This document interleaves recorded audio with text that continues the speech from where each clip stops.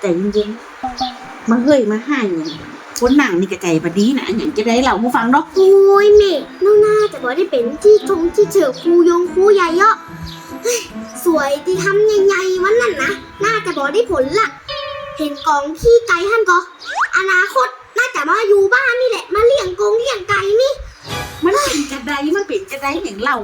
เนี่ยเขาคนนั้นมันเกิดอย่างขึ้นไปเดี๋ยวนี้เหรอฮะแล้วสองคนนี้เป็นจะได้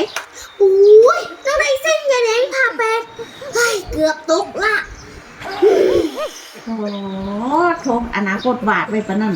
ดีแล้วถ้ามาได้กินไข่ต้มเนาะอนาคตเลี้ยงไก่ดีกว่าเนาะมาคู่ขี้ไก่นี่ดีละมองการไก่ได้ดีมากแม่นเยี่ยมนะมาเป็นเกษตรกรดีกว่าเนาะ